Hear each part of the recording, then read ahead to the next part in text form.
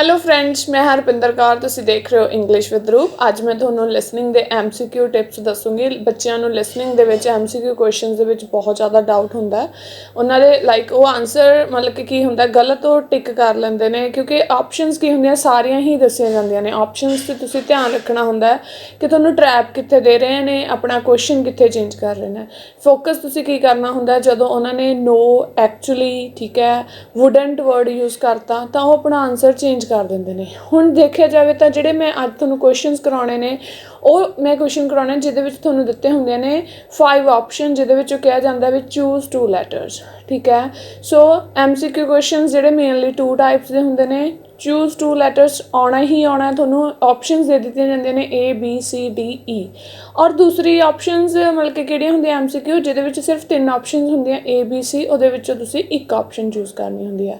ਹੁਣ part 2 and part 3 ਦੇ ਵਿੱਚ ਮੇਨਲੀ ਤੁਹਾਨੂੰ MCQ ਹੀ ਆਉਂਦੇ ਨੇ। ਪਾਰਟ 2 ਕੀ ਹੁੰਦਾ ਹੈ ਤੁਹਾਡਾ ਸੈਕਸ਼ਨ 2 ਲਿਸਨਿੰਗ ਦੇ ਵਿੱਚ ਮੋਨੋਲੋਗ ਮਤਲਬ ਕਿ ਸਪੀਚ ਗਿਵਨ ਬਾਏ 1 ਪਰਸਨ। ਇਸ ਸਾਰੇ ਸੈਕਸ਼ਨ ਦੇ ਵਿੱਚ ਇੱਕ ਪਰਸਨ ਦੁਆਰਾ ਹੀ ਸਪੀਚ ਦਿੱਤੀ ਜਾਂਦੀ ਹੈ।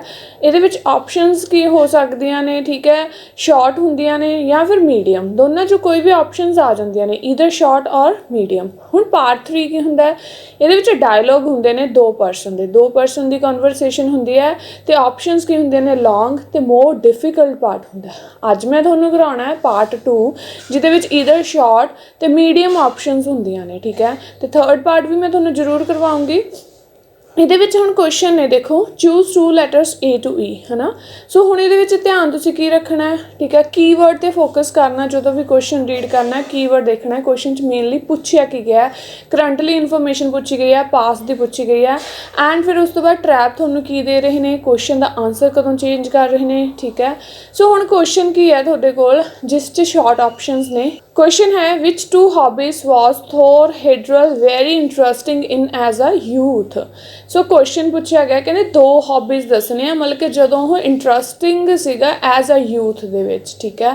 Thor Heyerdahl very interesting in as a youth, ਮਤਲਬ ਕਿ ਯੂਥ ਦੇ ਟਾਈਮ 'ਚ ਉਹ ਦੱਸਣਾ ਤੁਸੀਂ 2 hobbies, camping, climbing, collecting, hunting and reading. ਹੁਣ ਮੇਨਲੀ ਕੀ ਹੋਊਗਾ, ਮੋਸਟਲੀ ਤੁਹਾਨੂੰ 3-4 ਆਪਸ਼ਨਸ ਦੇ ਦੇਣਗੇ ਅਤੇ ਤੁਹਾਨੂੰ ਕਨਫਿਊਜ਼ ਕਰਨਗੇ। ਇੱਕ ਆਪਸ਼ਨ ਬਿਲਕੁਲ ਕਲੀਅਰ ਦੱਸ ਦੇਣਗੇ ਐਂਡ ਬਾਕੀਆਂ ਦੇ ਵਿੱਚ ਤੁਹਾਨੂੰ ਕਨਫਿਊਜ਼ ਕਰ ਦੇਣਗੇ ਕਿ ਕਿਹੜੀ ਆਪਸ਼ਨ, ਤੁਹਾਨੂੰ ਪਤਾ ਨਹੀਂ ਲੱਗੂਗਾ ਮੈਂ ਕਿਹੜੀ ਆਪਸ਼ਨ ਚੂਜ਼ ਕਰਾਂ, ਠੀਕ ਹੈ। ਸੋ ਹੁਣ ਇਸ ਦੀ ਤੁਸੀਂ ਆਡੀਓ ਸੁਣੋ। ਆਡੀਓ ਤੋਂ ਬਾਅਦ ਫਿਰ ਮੈਂ ਤੁਹਾਨੂੰ ਦੱਸਦੀ ਹਾਂ ਕਿ ਆਪਾਂ ਇਸ ਦਾ ਆਨਸਰ ਕਿੱਦਾਂ ਟਿਕ ਕਰਾਂਗੇ। Right, well, for our presentation, shall I start with the early life of Thor Heyerdahl? Sure. Why don't you begin with describing the type of boy he was, especially his passion for collecting things?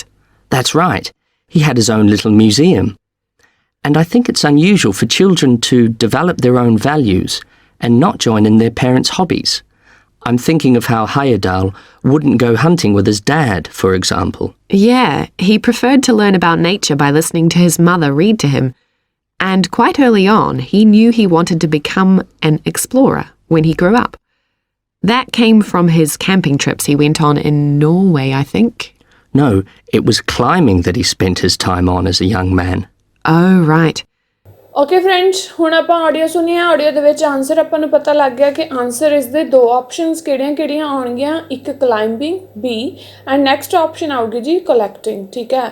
ਸੋ ਹੁਣ ਦੇਖਿਆ ਜਾਵੇ ਤਾਂ ਜਿਹੜੀ ਆਪਾਂ ਨੂੰ ਇਹਦੇ ਵਿੱਚ audio script ਸੀ ਉਹ ਕੀ ਹੈ, ਮੈਂ ਤੁਹਾਡੇ ਨਾਲ ਸ਼ੇਅਰ ਕੀਤੀ ਹੈ। ਵਿਕਟਰ ਇੱਕ ਪਰਸਨ ਸੀ, ਇੱਕ ਓਲੀਵੀਆ ਪਰਸਨ ਸੀ। ਸੋ ਆਨਸਰ ਕਲਾਈਮਬਿੰਗ ਤੇ ਕਲੈਕਟਿੰਗ ਕਿਉਂ ਆਇਆ ਮੈਂ ਤੁਹਾਨੂੰ ਕਲੀਅਰ ਕਰਦੀ ਹਾਂ। ਦੇਖੋ, ਵਿਕਟਰ ਨੇ ਕੀ ਕਿਹਾ, right well for our presentation shall I start with the early life of Thor ਹੇਡਰਲ।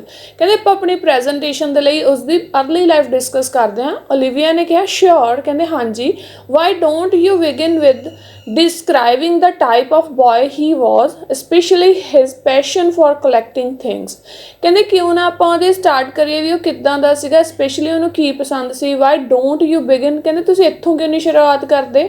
ਸੋ ਆਪਣਾ ਇੱਕ ਆਨਸਰ ਕੀ ਹੋ ਗਿਆ, ਇੱਥੋਂ ਕਲੀਅਰ ਹੋ ਗਿਆ, ਕਲੈਕਟਿੰਗ, ਠੀਕ ਹੈ। ਕਲੈਕਟਿੰਗ ਥਿੰਗਸ ਸ਼ਿਓਰਲੀ ਉਹਨਾਂ ਨੇ ਆਪਾਂ ਨੂੰ ਬਿਲਕੁਲ ਕਲੀਅਰ ਦਿੱਤਾ ਸੀ। ਬਟ ਜਿਹੜੀ ਦੂਜੀ ਆਪਸ਼ਨ ਸੀ ਉਹ ਥੋੜ੍ਹੀ ਕਨਫਿਊਜ਼ਨ ਕਰਕੇ ਦਿੱਤੀ ਸੀ।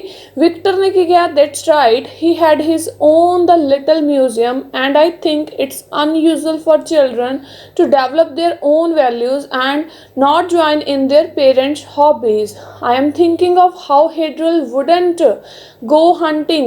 ਹੁਣ hunting ਨਾ ਚੂਜ਼ ਕਰਦੇ, ਉਹਨਾਂ ਨੇ ਕਿਹਾ wouldn't go hunting with his dad for example.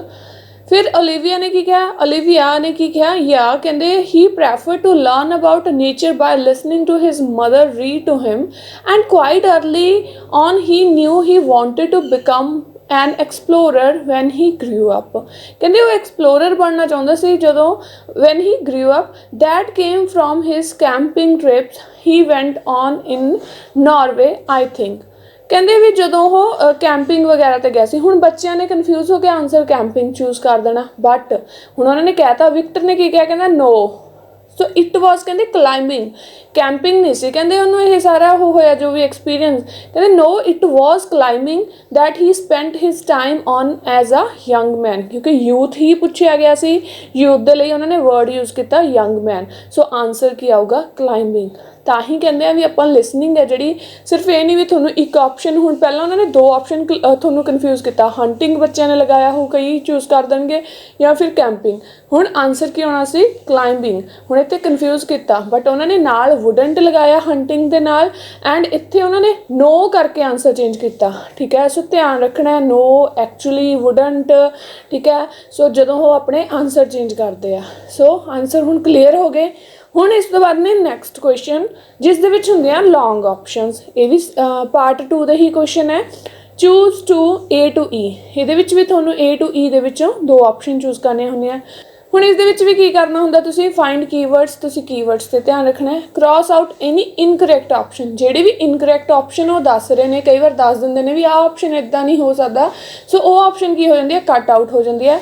ਉਸ ਤੋਂ ਬਾਅਦ ਫਿਰ ਉਹਨਾਂ ਨੇ ਕੁਐਸਚਨ ਹੁਣ ਤੁਹਾਨੂੰ ਕੀ ਦਿੱਤਾ ਹੈ, which do the speaker say are the 2 reasons why Heyerdahl went to live on island. ਕਹਿੰਦੇ ਕਿਹੜੇ 2 ਰੀਜ਼ਨ ਸੀਗੇ, ਉਹ ਉੱਥੇ ਕਿਉਂ, ਮਤਲਬ ਕਿ ਵਾਈ ਕਹਿੰਦੇ ਉੱਥੇ ਰਹਿਣ ਕਿਉਂ ਚਲਾ ਗਿਆ to live on an island, ਠੀਕ ਹੈ। 2 ਰੀਜ਼ਨ ਦੱਸਣੇ ਆ। ਹੁਣ ਆਪਣਾ ਮੇਨ ਟੌਪਿਕ ਕੀ ਹੈ, 2 ਰੀਜ਼ਨ ਆਈਲੈਂਡ ਰਹਿਣ ਦੇ, ਜੋ ਕਿਉਂ ਉਹਨੇ ਕਹਿੰਦੇ ਕਿਉਂ ਚਲਾ ਗਿਆ ਸੀ ਰਹਿਣ ਉੱਥੇ।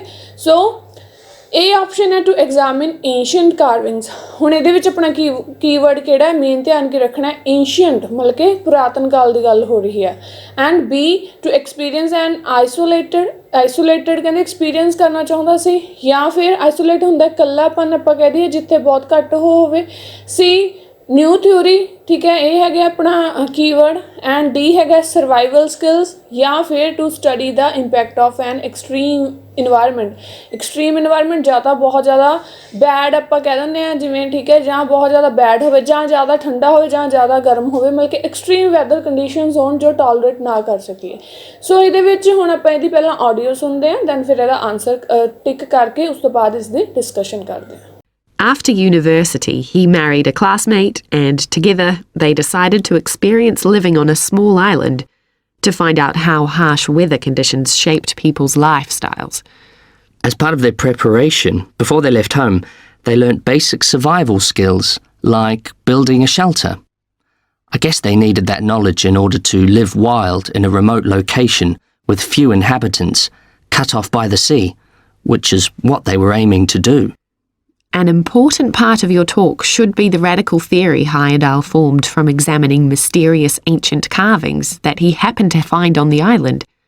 I think you should finish with that. Okay.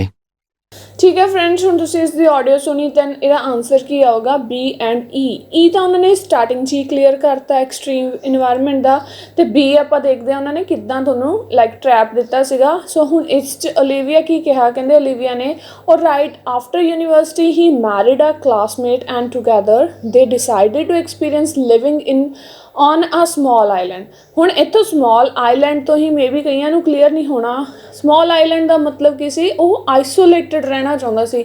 ਇਸ ਤੋਂ ਬਾਅਦ ਸਾਰੀ ਇਨਫੋਰਮੇਸ਼ਨ ਉਹਨਾਂ ਨੇ ਆਪਾਂ ਕਹਿ ਦਈਏ ਜ਼ਿਆਦਾ ਦਿੱਤੀ ਹੋਈ ਸੀ ਜਿਸ ਦੀ ਕੋਈ ਵੀ ਆਪਾਂ ਨੂੰ ਜ਼ਰੂਰਤ ਨਹੀਂ ਸੀ। ਉਹਨਾਂ ਨੇ ਇੱਥੇ ਹੀ ਕਲੀਅਰ ਕਰਤਾ, ਕਹਿੰਦੇ decided to experience living on a small island. Small island ਕਿਹੜਾ ਹੋਊਗਾ? ਜਿੱਥੇ ਬਹੁਤ ਜ਼ਿਆਦਾ ਘੱਟ ਲੋਕ ਹੋਣਗੇ, ਛੋਟਾ ਜਿਹਾ ਆਈਲੈਂਡ ਹੋਊਗਾ, ਆਈਸੋਲੇਸ਼ਨ ਹੋਊਗੀ, ਮਤਲਬ ਕਿ ਇਕੱਲਾ ਹੀ ਉਹ ਉੱਥੇ ਰਹੂਗਾ। ਸੋ ਇੱਥੇ ਇਹ ਦੋਨੇ ਆਪਸ਼ਨਸ ਉਹਨਾਂ ਨੇ ਕਲੀਅਰ ਕਰਤੇ ਸੀ। ਐਂਡ ਉਸ ਤੋਂ ਬਾਅਦ ਫਿਰ ਕੀ ਕਿਹਾ ਕੌਮੇ ਤੋਂ ਬਾਅਦ? To find out how harsh weather condition shaped people's life style. ਦੂਸਰੀ ਆਪਸ਼ਨ ਵੀ ਉਹਨਾਂ ਨੇ ਨਾਲ ਦਿੱਤੀ। ਬੱਚਿਆਂ ਨੂੰ ਦੂਸਰੀ ਆਪਸ਼ਨ ਤਾਂ ਬਹੁਤ ਜਲਦੀ ਕਲੀਅਰ ਹੋ ਗਈ ਹੋਣੀ ਹੈ ਕਿਉਂਕਿ ਹਾਰਸ਼ ਵੈਦਰ ਕੰਡੀਸ਼ਨਸ ਕਹਿ ਦਿੱਤਾ ਗਿਆ, ਪਰ ਪਹਿਲੀ ਆਪਸ਼ਨ ਵੀ ਉਹਨੇ ਪਹਿਲਾਂ ਹੀ ਨਾਲ ਹੀ ਕਹਿਤੀ। ਉਸ ਤੋਂ ਬਾਅਦ ਜਿਹੜੀ ਵੀ ਇਨਫੋਰਮੇਸ਼ਨ ਉਹਨਾਂ ਨੇ ਦਿੱਤੀ ਆ ਉਹ ਸਾਰੀ ਐਕਸਟਰਾ ਇਨਫੋਰਮੇਸ਼ਨ ਦਿੱਤੀ ਸੀਗੀ। ਵਿਕਟਰ ਨੇ ਕੀ ਕਿਹਾ? As part of their preparation before they left home they learned basic survival skills like building a shelter. ਇਹ ਤਾਂ ਕਹਿੰਦੇ ਉਹਨੇ ਪਹਿਲਾਂ ਹੀ ਸਿੱਖ ਲਈਆਂ ਸੀ ਬਿਫੋਰ, ਠੀਕ ਹੈ, ਬਿਫੋਰ ਦੇ ਲੈਫਟ ਹੋਮ। ਸੋ ਇਹ ਆਪਸ਼ਨ ਕੈਂਸਲ ਹੋ ਗਈ ਜਿਹੜੀ ਸਰਵਾਈਵਲ ਸਕਿੱਲਸ ਵਾਲੀ ਸੀ। I guess they needed that knowledge in order to live wild in a remote location with few inhabitants cut off by the sea, which is what they were aiming to do। ਇੱਥੋਂ ਵੀ ਤੁਹਾਨੂੰ isolation ਦਾ ਥੋੜ੍ਹਾ ਜਿਹਾ ਉਹਨਾਂ ਨੇ hint ਦਿੱਤਾ ਸੀ। ਇੱਥੇ ਵੀ ਉਹਨਾਂ ਨੇ ਰਿਮੋਟ ਲੋਕੇਸ਼ਨ ਦੀ ਗੱਲ ਕਰਤੀ ਸੀ ਵਿਦ ਫਿਊ ਇਨਹੈਬੀਟੈਂਟਸ, ਠੀਕ ਹੈ, ਜੋ ਉੱਥੋਂ ਦੇ ਰਹਿਣ ਵਾਲੇ ਲੋਕ ਹੁੰਦੇ ਨੇ। ਸੋ ਬਟ ਇਹ ਆਪਸ਼ਨ ਡਾਇਰੈਕਟਲੀ ਉੱਪਰ ਹੀ ਜ਼ਿਆਦਾ ਕਲੀਅਰ ਕੀਤੀ ਗਈ ਸੀ। ਫਿਰ ਓਲੀਵੀਆ ਨੇ ਕੀ ਕਿਹਾ? An important part of your talk should be radical theory, Hydrel formed from examining mysterious ancient carvings that he happened to find on the island. I think you should finish with that। So ਉਹਨਾਂ ਨੇ ਆਪਣੀ conversation finish ਕਰਤੀ। ਸੋ ਆਪਣੇ answer ਉੱਪਰੋਂ ਹੀ ਤੁਹਾਨੂੰ ਦੋਨੋਂ clear ਹੋ ਗਏ ਸੀ, ਠੀਕ ਆ ਫਰੈਂਡਸ। ਸੋ ਇਸ ਤਰ੍ਹਾਂ ਤੁਹਾਨੂੰ ਟਰੈਪ ਦੇਣਗੇ, ਇਸ ਤਰ੍ਹਾਂ ਤੁਹਾਡੀ ਆਪਸ਼ਨ ਹੈ ਜਿਹੜੀ ਕੱਟ ਆਊਟ ਵੀ ਹੋਊਗੀ। ਤੁਸੀਂ ਧਿਆਨ ਰੱਖਣਾ ਹੁੰਦਾ ਹੈ, ਮੇਨਲੀ 2-3 ਫੋਕਸ ਕਰਨੇ ਹੁੰਦੇ ਵਰਡ ਕੀਵਰਡਸ 'ਤੇ ਧਿਆਨ ਰੱਖਣਾ। ਹੁਣ ਇਸ ਤੋਂ ਬਾਅਦ ਤੁਸੀਂ 2 ਕੁਐਸਚਨਸ ਤੁਹਾਨੂੰ ਮਿਲਣਗੇ ਜਿਸ ਦੇ ਵਿੱਚ 2 ਆਪਸ਼ਨਸ ਤੁਸੀਂ ਚੂਜ਼ ਕਰਨੀਆਂ ਹੋਣਗੀਆਂ। ਦੈਨ ਉਹ ਤੁਸੀਂ ਖੁਦ ਕਰਕੇ ਮੈਨੂੰ ਕਮੈਂਟ ਸੈਕਸ਼ਨ ਦੇ ਵਿੱਚ ਆਪਣੇ ਆਨਸਰ ਸੈਂਡ ਕਰਨੇ ਆ। ਓਕੇ ਫਰੈਂਡਸ, ਜੇ ਤੁਹਾਨੂੰ ਮੇਰੀ ਅੱਜ ਦੀ ਕਲਾਸ ਵਧੀਆ ਲੱਗੀ ਲਾਈਕ ਤੇ ਕਮੈਂਟ ਕਰਕੇ ਜ਼ਰੂਰ ਦੱਸਿਓ। ਮਿਲਦੇ ਹਾਂ ਨਵੀਂ ਵੀਡੀਓ ਦੇ ਨਾਲ। Bye bye, take care. On behalf of LP Clubs, I'd like to welcome you all here today. My name's Sandy Fisher and I'm one of the fitness managers here. Before we start our tour of the club, I'll just run through some basic information about the facilities we have here, including recent improvements, and explain the types of membership available. Our greatest asset is probably our swimming pool, which at 25 metres isn't Olympic-sized, but now we've expanded it to 8 lanes, it's much wider. This means there are rarely more than a couple of people at a time in each lane. Unfortunately, there isn't space for an outdoor pool here, but the glass roof on the swimming pool is partly retractable, which means you can enjoy something of the open-air experience on warmer days.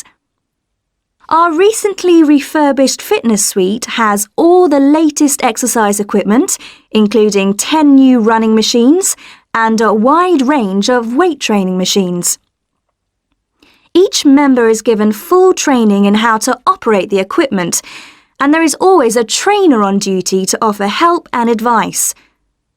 Although we do have adult-only times after 6 and at certain times at weekends, children are well catered for. Older children continue to benefit from a wide range of tuition, anything from trampolining to yoga.